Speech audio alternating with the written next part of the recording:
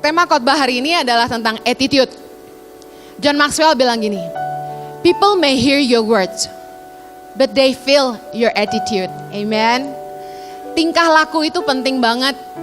Saya mau kasih tahu Anda bahwa attitude is equally important as ability. Tingkah laku kita itu sama pentingnya dengan kemampuan yang kita miliki. Seseorang menjadi sangat hebat bukan hanya punya kemampuan yang luar biasa dalam hidupnya, tapi juga karena dia punya attitude yang baik. Katakan amin. Attitude adalah perilaku, tingkah laku kita, sikap kita terhadap orang lain ketika kita berinteraksi dengan sesama manusia. Cara kita bicara, cara kita bersikap terhadap orang lain. Kenapa penting punya attitude yang baik? Karena kita itu makhluk sosial yang kita gak bisa hidup sendiri, kita butuh orang lain. Kita gak boleh bersikap hari ini karena gue butuh gue baik, tapi besok kalau gak butuh gue gak baik. Kita gak boleh gitu, amen. We don't know what happen next. We need one another. Katakan sebelah kanan kirimu, saya butuh kamu. Yang suami bilang ke istri dengan penuh cinta gitu dong. Karena masalah attitude ini gak hanya hubungan antar teman, antar relasi kerja, tapi attitude ini berlaku untuk semua orang dari segala kalangan, segala golongan, khususnya dalam rumah tangga. Tahukah saudara bahwa hard skill, kemampuan, ability itu bisa dipelajari. Skill itu bisa dipelajari. Anda bisa les, Anda bisa belajar, bisa sekolah, bisa baca buku. Tapi tingkah laku, attitude yang buruk itu sangat susah diubah. Kadang-kadang kita tuh harus ngadepin, diuji, diproses, ngadepin masalah besar baru attitude kita berubah. Contoh, orang kaya mesti bangkrut dulu baru rendah hati, nah itu bahaya. Saya berdoa kita gak perlu menghadapi masalah dulu baru berubah, amin. Tapi pagi hari ini kita mau belajar sama-sama, kita mau jadi berkat. Katakan sama-sama, saya mau jadi berkat. Mari jadi teladan dalam tingkah laku kita. Ketika orang lain terganggu dengan sikap atau perkataan kita, kita sudah jadi batu sandungan buat orang lain. Ketika perkataan kita atau tingkah laku kita mengganggu orang, itu kita sudah jadi batu sandungan. Saya setuju ada orang yang bilang gini bahwa hidup kita nggak butuh pengakuan orang lain. Kita nggak bisa menyenangkan semua orang, betul, saya setuju. Tapi jangan jadikan itu alasan untuk kita tidak mau berubah. Kalau kita tahu bahwa hidup kita jadi batu sandungan, mungkin kita perlu introspeksi diri dan berdoa supaya Tuhan menolong kita jadi pribadi yang lebih baik. Amin. 1 Timotius 4 ayat yang ke-12. Mari kita baca sama-sama. Jangan seorang pun menganggap engkau rendah karena engkau muda. Jadilah teladan bagi orang-orang percaya dalam perkataanmu, dalam tingkah lakumu, dalam kasihmu, dalam kesetiaanmu, dan dalam kesucianmu. Penting sekali untuk kita bisa jadi berkat buat orang lain, supaya Yesus dipermuliakan dalam hidup kita. Kita mesti belajar punya attitude yang baik, dan bahkan lebih dari itu, kita harus jadi teladan dalam perilaku kita. Katakan amin. Kalau kita nggak punya attitude yang baik, hidup kita itu bisa melemahkan iman orang. Yang kedua, kalau kita nggak punya attitude yang baik, kita bisa mengacaukan orang, bikin orang bingung. Yang ketiga, kita bisa bikin nama Tuhan dan ajaran orang Kristen dihujat orang. Gak heran kita banyak dengar orang lihat kelakuan orang Kristen lalu bilang gini, orang Kristen kok kayak gitu. Padahal kesalahan satu orang tapi digeneralisasi semua orang Kristen kayak gitu. 3 prinsip hidup saya dari dulu. Yang pertama, saya pegang prinsip saya gak boleh jadi beban buat siapapun. Hidup saya gak boleh jadi benalu, saya gak mau jadi beban. Yang kedua, saya gak boleh aji mumpung. Yang ketiga, saya gak boleh berhutang. Nah, pertanyaan saya, apakah Anda punya prinsip dalam perilaku? Kalau Anda gak punya prinsip dalam perilaku, gak heran Anda gak peduli tentang perilaku Anda sendiri. Tapi dengan punya prinsip hidup, kita jadi menjaga tingkah laku kita. Karena prinsip kita dalam hidup akan menentukan perilaku kita dalam hidup. Yang setuju katakan amin. Beberapa attitude yang jadi batu sandungan. Mari refleksi ya. Saya tidak menghakimi siapapun, tapi mari belajar sama-sama. Yang pertama, kemalasan. Orang malas tuh jadi batu sandungan, katakan amin. Yang kedua, sikap tidak toleransi, itu jadi batu sandungan. Orang puasa kok uploadnya makanan mulu di IG, ya. Yang ketiga, aji mumpung, suka aji mumpung sama kebaikan orang lain. Yang keempat, tidak menghormati orang lain, nggak respect sama orang. Yang kelima, emosional, pemarah, nggak bisa kontrol diri. Keenam, kebiasaan berhutang, tukang ngutang. Ketujuh, keegoisan, selfish, apa-apa buat diri sendiri, apa-apa buat diri sendiri. Nah, sikap tingkah laku ini, attitude ini, seringkali jadi batu sandungan buat orang lain. Mari saya mau bahas hanya 4 hal pagi hari ini. Yang pertama saya mau bahas tentang kemalasan. Dalam 1 Timotius 5 ayat yang ke-13 kita baca sama-sama. Lagi pula dengan keluar masuk rumah orang, mereka membiasakan diri bermalas-malas. Dan bukan hanya bermalas-malas saja, tetapi juga meleter dan mencampuri soal orang lain dan mengatakan hal-hal yang tidak pantas. Kerjaan pemalas itu cuma tiap hari ngurusin urusan orang. Padahal dirinya sendiri nggak bikin apa-apa. Biasanya orang malas itu taunya tukang komentar. Ngomentarin hidup orang lain. Sementara waktunya dia buang hanya duduk gosip sana gosip sini. Saya bukan gak setuju ibu-ibu setelah nganter anak sekolah terus ngumpul-ngumpul sama de emak-emak. Tapi dengerin, apakah obrolannya bermutu? Kalau hanya karena males, dengar, ibu rumah tangga tuh mesti rajin. Wanita bijak itu mengurus rumah tangganya, amin. Kalau Anda tanya, Bu Heni, ibu sibuk ngurus yayasan, masih ngurus rumah tangga enggak? Jangan salah loh. Tiap pagi saya itu nyiapin sarapan buat anak-anak saya. Tiap hari yang siapin beli roti buat anak saya, sarapan apa besok tuh saya. Enggak cuma anak-anak, saya juga ngurusin sarapan staf. Kantor kami kan di rumah. Sekitar 20 staf dan beberapa orang yang tinggal bersama kami. Sehari sekitar 40 mulut, saya yang pikirin mesti makan apa. Ya kerja, ya pelayanan, yang ngurus rumah. Suami saya itu tipe suami yang maunya dilayani, yang namanya laki-laki. Dia tinggal ngomong, mau makan. Habis itu piring udah saya siapin, nasi udah saya sendokin, minum udah saya siapin. Dia tinggal duduk manis dan makan aja. Jojo itu udah kayak Potifar. Tidak ada yang diurus selain makanannya sendiri. Nah itu udah kurang lebih ya. Jadi semuanya dari kaki sampai kepala istrinya yang ngurusin. Jadi ibu rumah tangga tuh mesti rajin. Bukannya kalau ada waktu cuma berceloteh, bercerita tidak penting. Urus keluarga kita, amin. Jangan shopping dan holiday aja. Kenapa jadi ngomong gini saya nggak tahu. Dengerin, banyak orang Kristen itu jadi batu sandungan karena gini. Karena kita ngomongnya di gereja kita nyebutnya orang Kristen ya, di luar mah banyak ya. Numpang di rumah orang, apalagi kalau holiday ke luar negeri. Kan kita gak mau rugi kan gak bayar hotel ya kalau ada kenalan ya. Kita tinggal di rumah orang. Pertanyaan saya, udah numpang gratis, pakai listrik tahu diri gak? Kan gak nitip duit buat bayar tagihan listrik sama air. Mandi kira-kira gak? Udah gak ikut masak, waktu makan bantu cuci piring gak? Bantu bersih-bersih gak? Saya tuh belajar banget, hidup tuh gak boleh jadi beban. Jadi saya waktu tinggal di rumah orang, nah saudara tahu saya sudah 12 tahun pulang dari Sydney ke Indonesia, kita udah gak punya rumah di sana. Ada rumah mertua, tapi setiap kali saya pelayanan ke Australia itu cukup lama, 3 minggu sampai 4 minggu. Karena namanya tiket sekali jalan, gereja yang ngundang gak mau rugi langsung banyak gitu ya. Nah, kami pelayanan di sana, kami numpang di rumah orang. Meskipun numpang di rumah teman baik atau di keluarga dekat, kami tahu diri. Saya bangun pagi-pagi, padahal saya tuh tidurnya malam loh.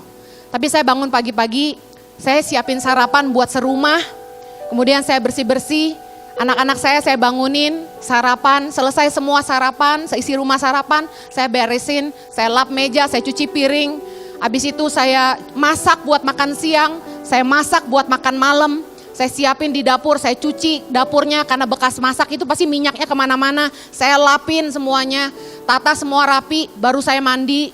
Anak-anak udah selesai mandi, suami udah selesai mandi, saya cuci kamar mandi, saya pastikan rambut anak-anak saya nggak ada yang nempel di lantai, rambut saya nggak jatuh di lantai, saya bersihin semuanya, debu-debu saya lapin, bekas sikat gigi, kaca tuh suka basah ya, bekas odol-odol, nyipret-nyipret, nah saya lapin.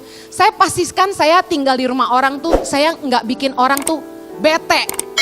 Nah banyak kita nggak kesadaran, udah numpang nggak mau bantu-bantu. Udah numpang gratis nggak mau bantu nih student-student yang kuliah di Bandung. Mungkin Anda numpang di rumah saudara. Dengerin, jangan jadi beban, jangan malas. Amin. Kita harus belajar jadi berkat. Bantulah bersih-bersih. Bantu cuci mobil kek, bantu cuci piring kek. Saya di Indonesia katanya selebriti, kalau di Australia jadi tukang laundry. It's okay.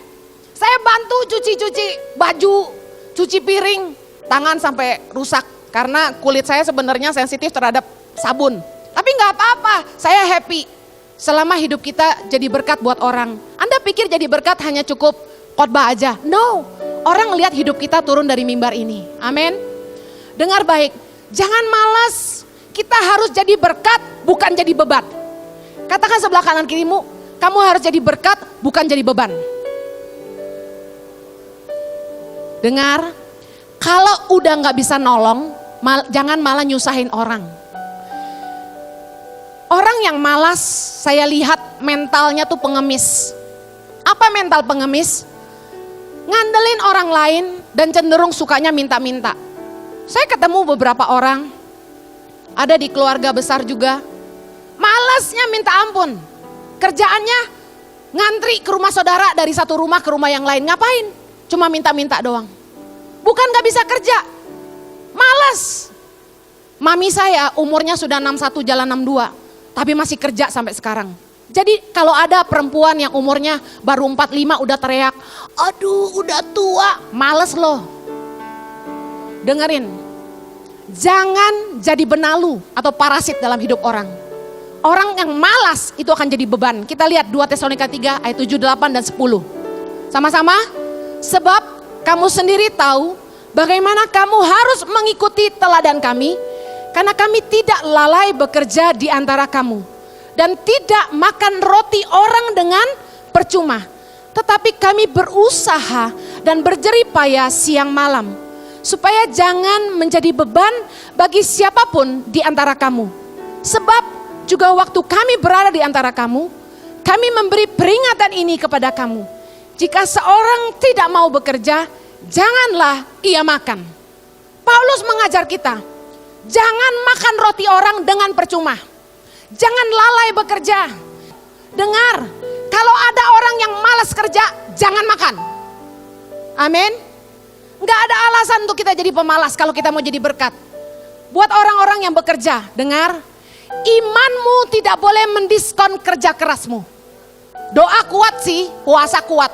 Tuhan berkati aku, tapi kerja males, datang terlambat, hitung-hitungan. Bagaimana attitude Anda di dunia kerja? Waktu Anda datang ke tempat kerja, apakah terlambat? Ketika duduk di kantor, apa hal pertama yang Anda kerjakan? Rata-rata nih, bikin kopi. Sarapan tuh di rumah, bukan di tempat kerja. Amin. Saya nggak nyindir staf saya loh ya, karena kebetulan saya suka ngasih makan, jadi saya selalu siapkan sarapan. Kemudian bikin kopi, duduk di meja, belum lagi mampir ke meja sebelah. Apa kabar bro? Gimana? Saham turun? Ngomongin yang gak penting. Balik ke meja, bukannya langsung kerja. Buka Facebook, ngecek Instagram, ngecek email pribadi. Baru berapa lama kemudian ngecek kerjaan. Nggak cuma itu, bolak-balik bikin kopi, bolak-balik ngerokok. Kerja mah berapa jam? Banyakan makan dan ngomong doang. Kalau udah nggak ada ide, alasannya gini. Maklum seniman itu mut-mutan. Butuh ide dan saat ini belum ada pencerahan. Jadi saya butuh keluar masuk lah ya. Lihat pemandangan hijau ya. Kemudian masuk lagi gangguin orang, bercanda-bercanda nggak jelas. Habis itu nonton YouTube ya. Alasannya dengar khotbah Bu Heni. Udah gitu lihat lapak.com, kemudian buka Tokopedia, buka belibeli.com, cari tiket murah ke Bali. Dengerin. Kalau Anda kerja modelnya kayak begini, saya bisa ramal Anda. Lu gak bakal naik pangkat dan gak lama lagi lu keluar dari situ. Orang yang attitude-nya malas gak bakal dibutuhin. Kita gak butuh orang hebat, kita butuh orang yang karakternya luar biasa. Orang yang sedang-sedang masih bisa diajarin. Skill itu bisa dipelajari. Tapi attitude yang buruk itu sulit diubah. Orang yang kayak begini gak layak dihargai di tempat kerja, keluar aja.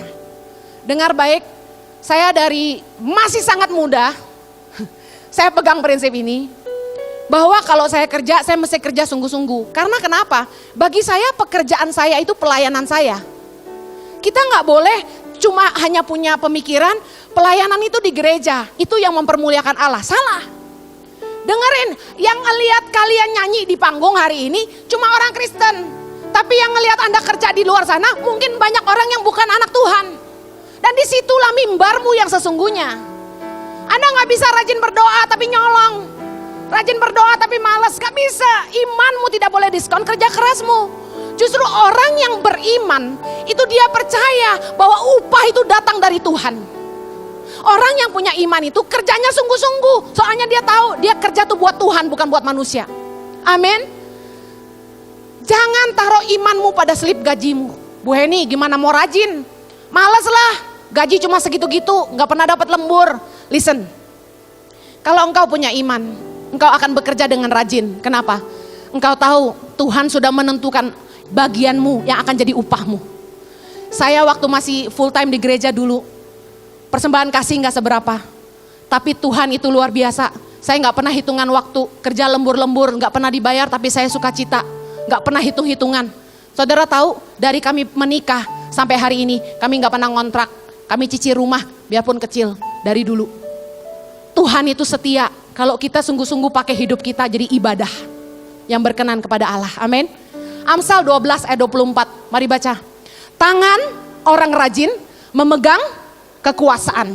Tetapi kemalasan mengakibatkan kerja paksa. Dengar. Kenapa Anda berangkat hari Senin itu ke tempat kerja bete? Monday is the worst day. We have to go to work. Males banget. Hey listen.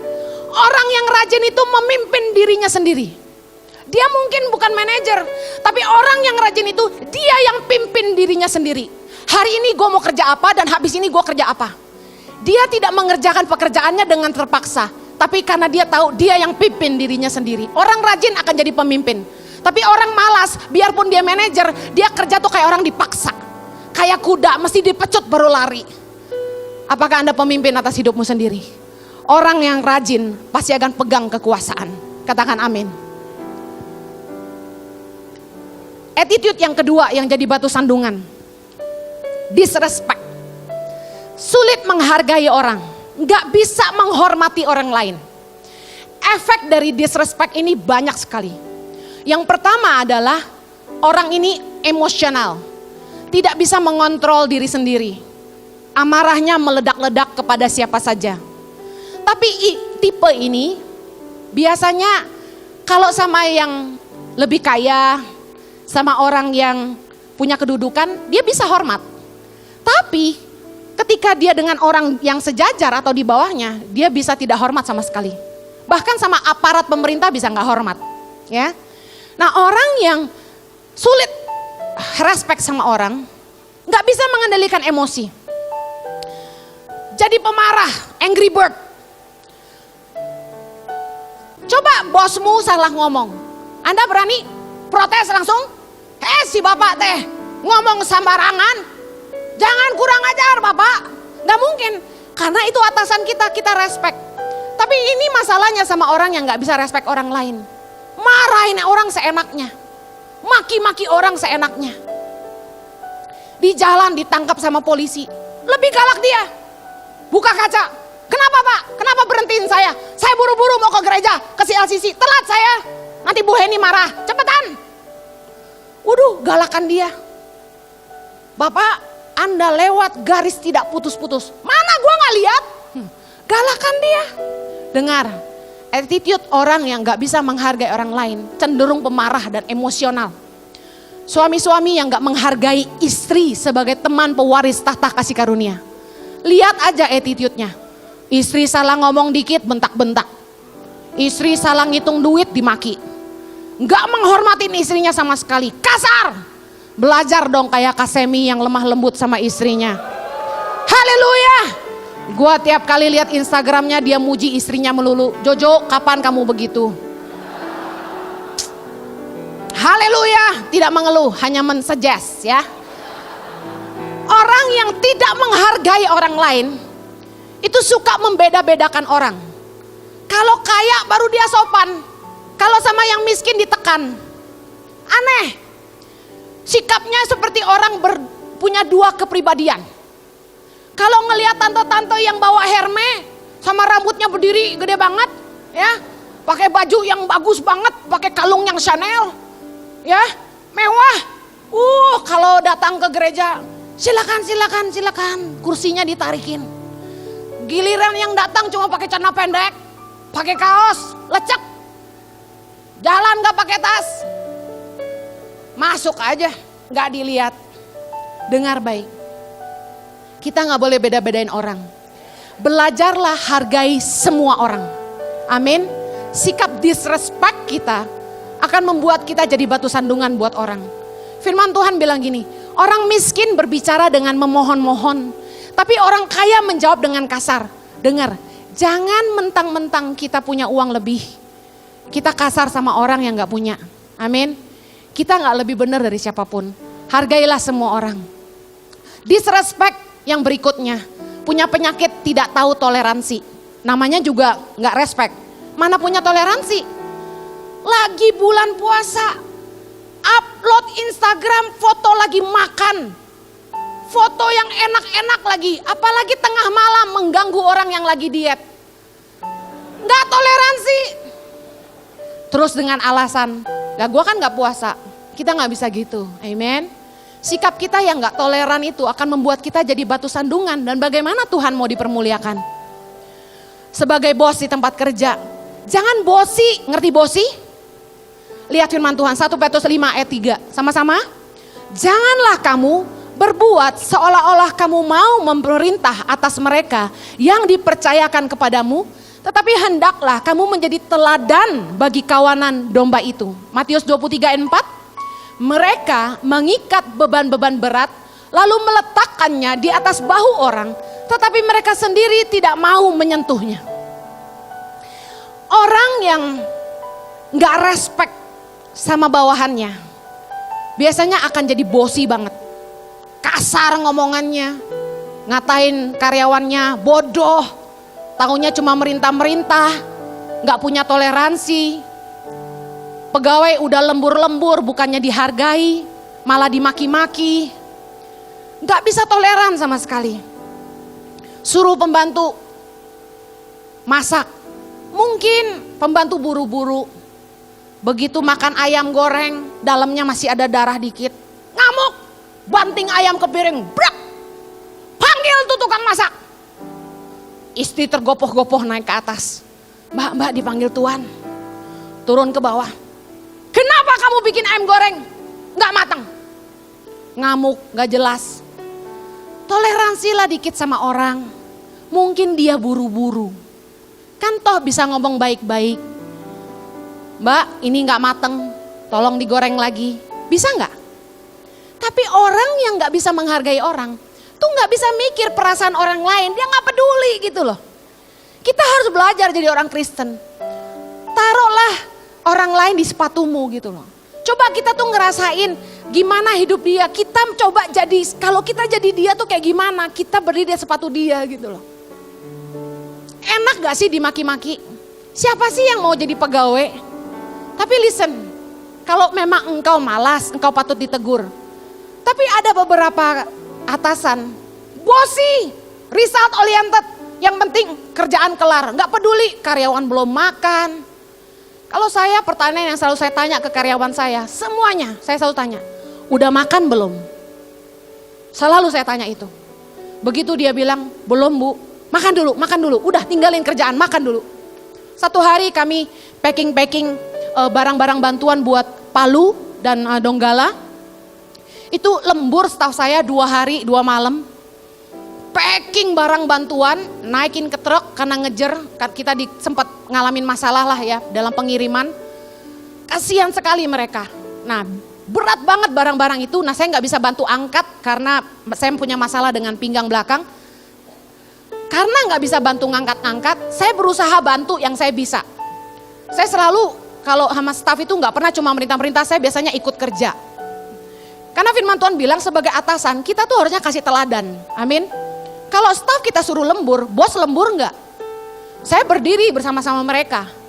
Ketika saya lihat mereka kehausan, panas kan di Jakarta, saya lari ke Indomaret, saya pergi beli minuman dingin. Saya bawa dan saya bilang, udah stop semua stop, minum dulu. Hari sudah malam, kira-kira jam 9. Semua minum. Terus mereka kerja lagi. Terus saya berpikir, apa yang saya bisa lakukan untuk mengurangi beban mereka. Saya teriak gini, ada amin buat martabak? Semua teriak, amin. Saya pesen Gojek martabak, semua sukacita. Harusnya jadi atasan tuh, kita mikirin karyawan kita. Bukan hanya mikirin diri kita sendiri, amin. Belajarlah menghargai karyawan kita, bahwa mereka lah yang bekerja susah payah buat kita gitu loh. Gak ada seorang pun yang bisa jadi superhero, superman. Kita harus kerja bareng-bareng. Tangan Pengharapan gak akan bisa menjangkau 70 titik 5.100 anak hari ini, kalau gak ada staf saya di seluruh Indonesia yang mau memberi hidupnya sungguh-sungguh dan hatinya untuk bangsa ini. Amin.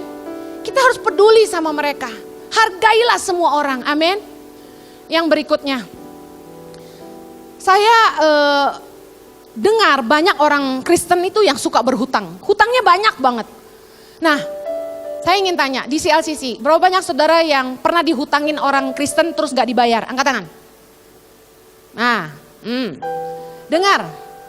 Sekarang saya mau ngomong dulu sama orang-orang yang suka ngasih utang. Ngomong gak enak, ditahan nyesek. Apa itu? Nagih utang. Amsal 22 ayat 26 bilang, jangan engkau termasuk orang yang membuat persetujuan dan yang menjadi penanggung hutang. Boleh gak sih bantu orang? Boleh. Tapi dengar, jangan beri hutang itu kalau engkau gak tahu untuk apa hutang itu. Hutang itu ada dua. Yang pertama good debts, hutang yang baik. Yang kedua bad debts.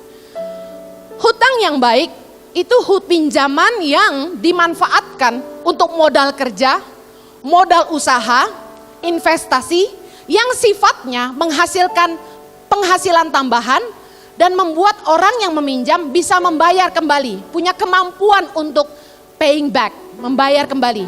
Itu hutang yang baik. Contoh, ada pengangguran, teman kita nganggur, dia nggak punya modal, dia pengen narik Gojek. Tapi dia perlu DP buat cicil motor. Nah, Anda boleh bantu orang kayak gini, ngerti ya maksud saya? Tapi bad debts, hutang yang buruk adalah pinjaman yang dipakai untuk kemewahan dan untuk dihabiskan. Contoh, pinjam duit buat liburan ke Jepang, udah jelas salah. Gak punya duit kok liburan. Yang kedua, pinjam duit buat nyekolahin anak di sekolah yang mahal.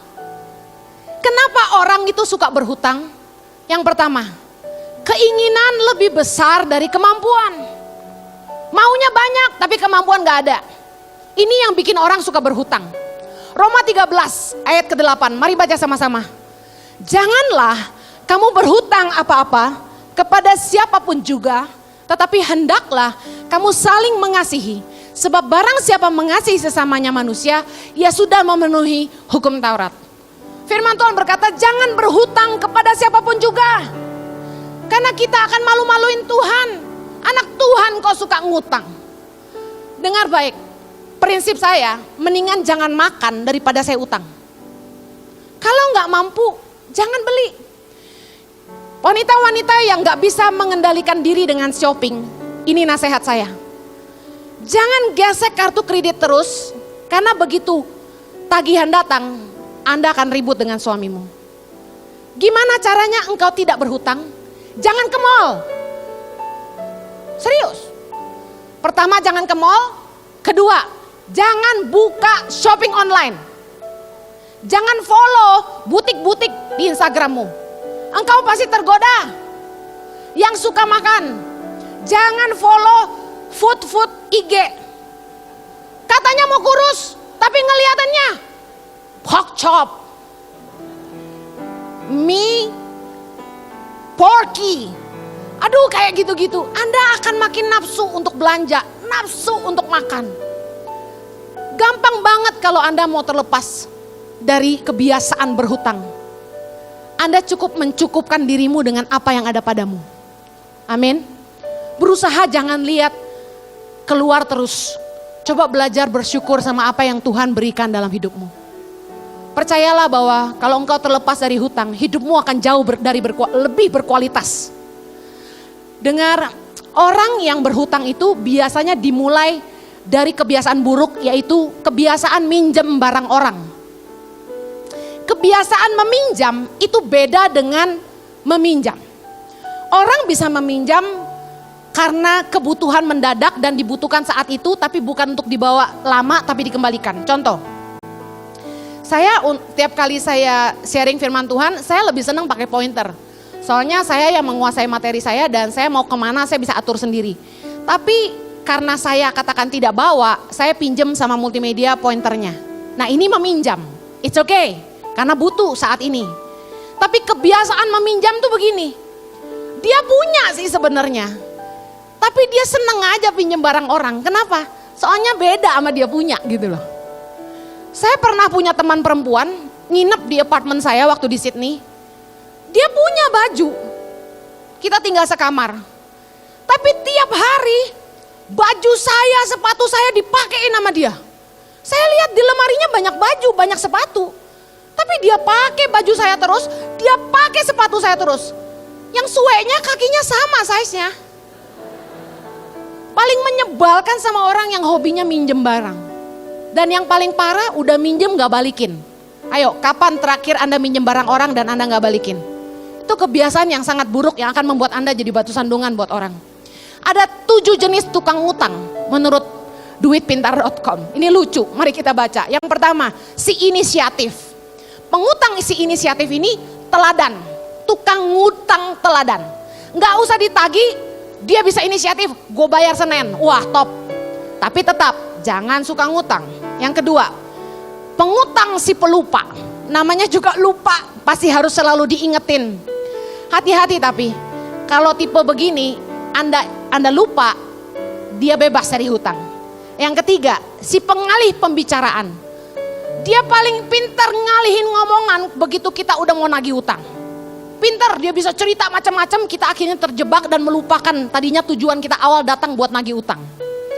Yang keempat, si pura-pura lupa. Ya, si pura-pura lupa. Kalau tadi pelupa, nah ini pura-pura lupa. Pengutang yang seperti ini suka lupa, hilang ingatan. Dia bisa gak sadar, begitu dia ada duit, dia ada duit. Tapi dia pura-pura lupa kalau dia punya utang. Begitu ketemu sama kita, dia bilang gini, aduh kemarin tuh sebenarnya gue udah ada duitnya, tapi lu gak nongol sih jadi gue lupa, katanya gitu. Yang kelima, pengutang si sok sibuk. Tiap kali ditelepon buat nagih utang, dia selalu alasan, sorry gue lagi banyak kerjaan. Sorry gue lagi meeting. Seolah-olah hutangnya gak penting. Yang berikutnya, pengutang yang pura-pura miskin. Ini paling nyebelin buat saya. Karena pernah saya ngadepin yang kayak gini. Pinjem duit melulu. Udah gitu gak pernah bayar. Alasannya gini, sorry Hen, laki gue gajinya ngepas banget. Buat bayar pembantu aja kurang. Buat bayar uang sekolah anak aja susah Hen. Pura-pura kere. Tapi saya lihat di Instagram, dia ngafe melulu. Makan restoran mewah. Shopping melulu. Dalam hati saya nih kebangetan, utang gak bayar lu mewah-mewah. Sampai sekarang dia gak bayar utangnya. Gue liatin funky-funky sana sini terus. Yang ketujuh, si antara ada dan tiada. Nah ini ajaib. Kalau kita datang dia ngilang. Dicari selalu gak ada. Di telepon gak pernah ngangkat. Di WhatsApp gak pernah balas. Wah tipe kayak gini sih ajaib. Kita ada, dia gak ada. Tapi dia selalu eksis di Instagram. Hebat. Saudara, kebiasaan ngutang itu gak baik. Kenapa? Anda enak aja ngutang. Tapi tahu gak, Anda merugikan orang yang Anda hutangi. Dan Anda akan menyengsarakan keluargamu. Ada tipe orang yang suka ngutang, yang pusing tuh pasangannya. Saya pernah punya staff dulu, istrinya tukang ngutang, gawat. Semua orang dihutangin, sebut aja. Warung, tukang sayur, adik, ipar, orang tua, temen, semua dihutangin. Suaminya yang babak belur bayarin. Pada akhirnya saya sampai panggil tuh istrinya ke kantor. Saya bilang gini, sekali lagi kamu berhutang, saya keluarkan suamimu dari kantor ini.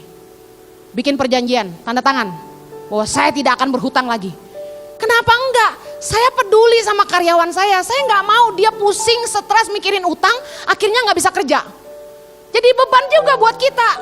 Saya bilang kalau kamu enggak berubah, kamu keluar aja deh dari sini. Saya pusing, ditolong enggak mau.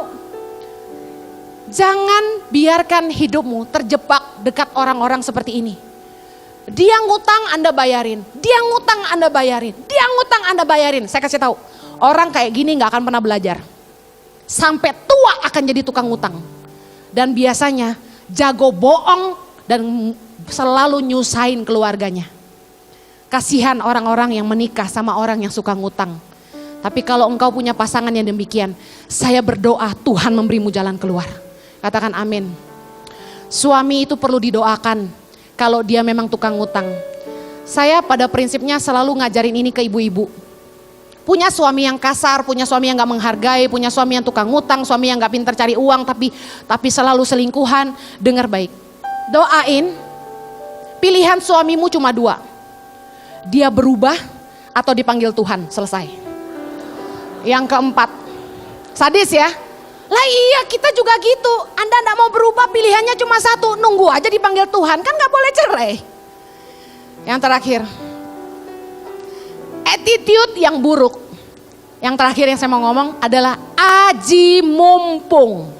Nama depannya Aji, nama family name-nya Mumpung. Opportunist. Orang yang opportunist itu mengorbankan orang lain untuk kepentingan sendiri. Fokusnya hanya keuntungan diri sendiri, yang penting saya kenyang, yang penting saya selamat, bodoh amat sama orang. Dibagi kue 15 potong, dihitung staf yang ada berapa orang. Oh ada 14, berarti ada lebih 1, wah cepet-cepet diambil 2. Selebihnya lu orang satu-satu. Orang tipe aji mumpung biasanya fokus hanya diri sendiri. Rakus serakah itu sifatnya, gak mikirin orang lain. Ngambil banyak-banyak, diajak makan bersama. Apalagi yang makan meja, yang sayur di tengah.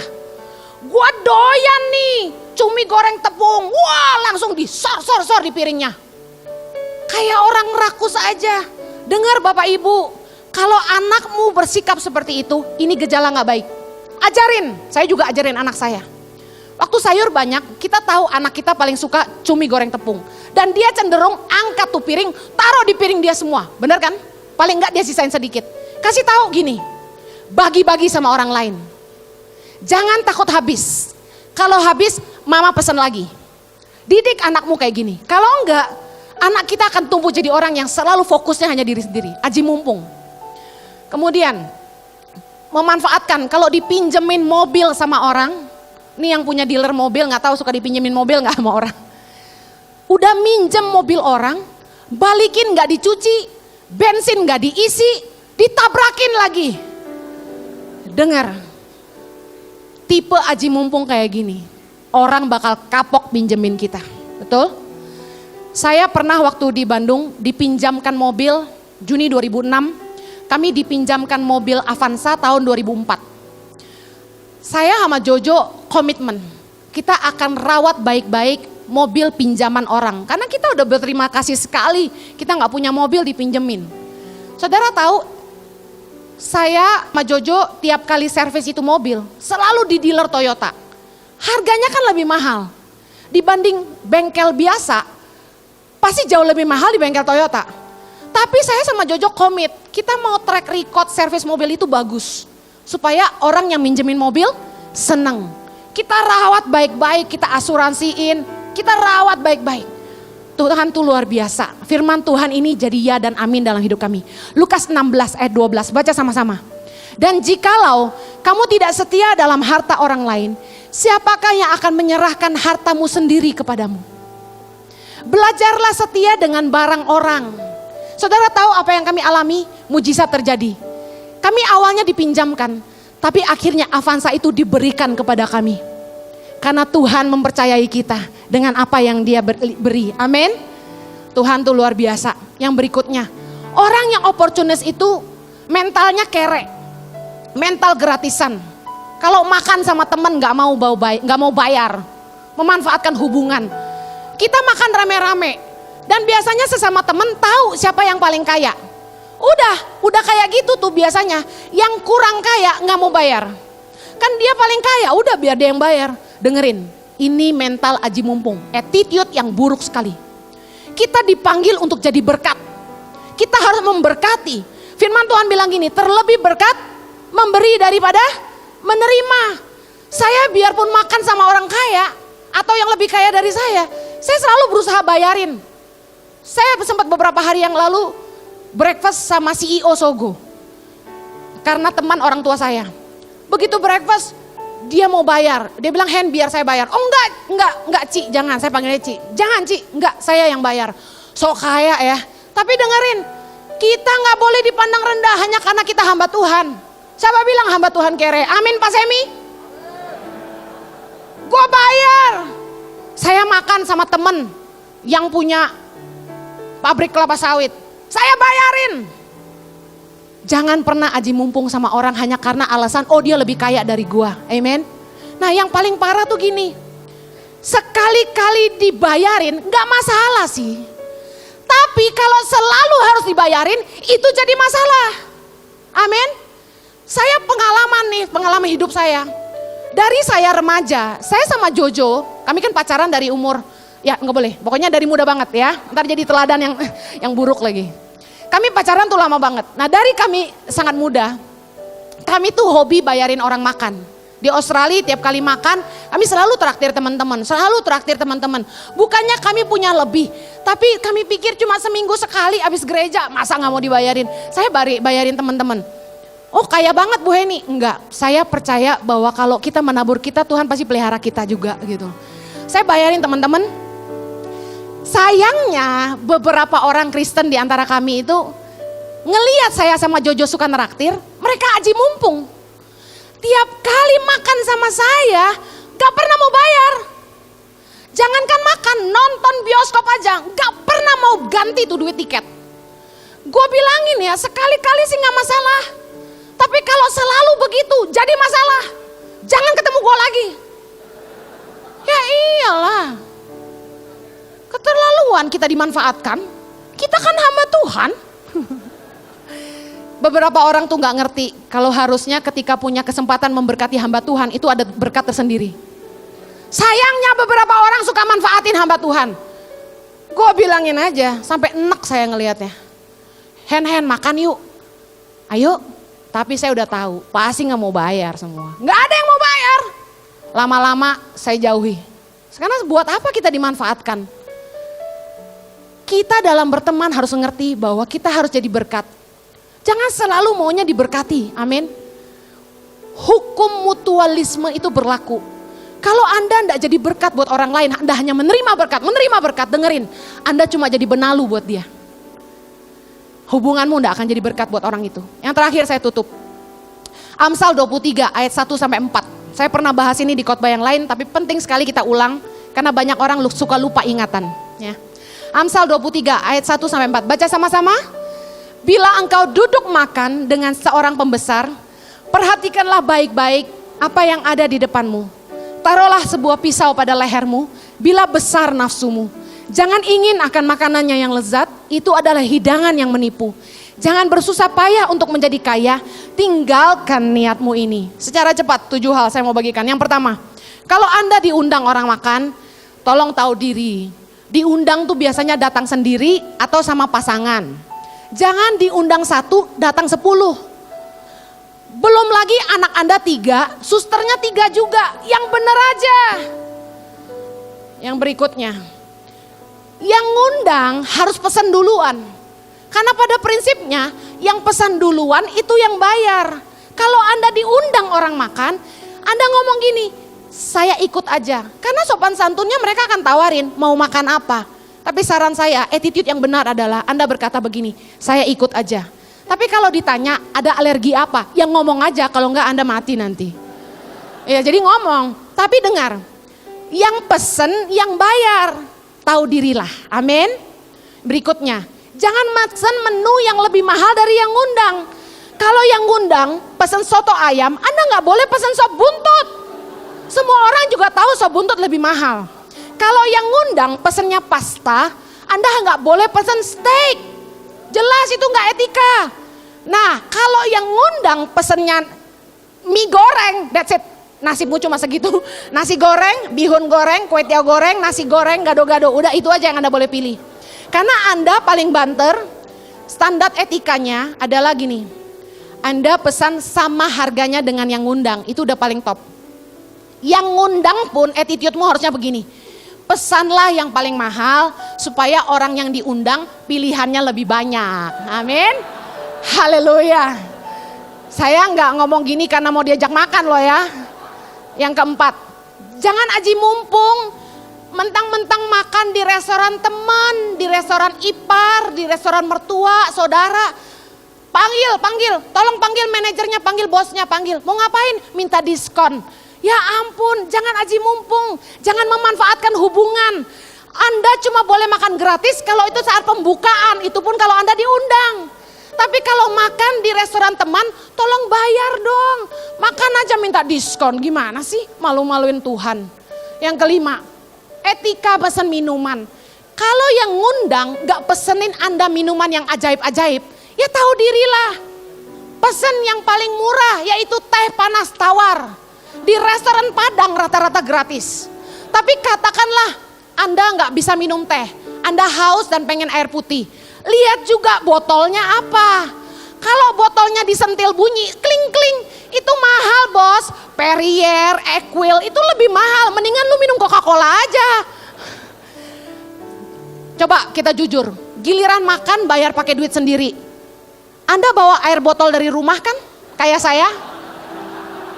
Kenapa giliran diundang orang aji mumpung banget? Pesannya 2, air putih dan jus. Heran. Yang keenam, kalau diundang orang makan, hargailah orang. Orang tuh ngasih Anda waktu buat makan bareng, itu bukan dia kurang kerjaan. Dia kasih 2 loh, waktu dan uang. Jangan malah dagang, bangun hubungan. Jangan begitu di meja makan, Pak mau beli asuransi sama saya? Mau beli mobil sama saya? Bapak kalau mau jual rumah kontak saya, ini kartu nama saya. Hei, di meja makan itu waktunya bangun hubungan. Pedulilah sama orang yang ngundang, jangan ngomongin diri sendiri terus. Amen. Terakhir, kalau ditraktir orang makan, no take away please. Udah ditraktir nggak tahu diri. Pak, bu, maaf bu, anak saya di rumah 3 belum makan juga. Tolong tahu diri. Attitude ini adalah masalah sehari-hari. Saya tutup. Orang-orang yang selama ini dimanfaatkan orang lain karena kebaikanmu. Ini pesan saya. Galatia 6 ayat 9 bilang, janganlah engkau jemu-jemu berbuat baik. Karena apabila engkau tidak menjadi lemah, engkau akan menuai. Kenapa ayat ini ada? Karena banyak kali orang baik itu capek nolong orang. Karena kebaikannya dimanfaatkan. Ini pesan saya, jangan jadi lemah. Percayalah engkau akan menuai.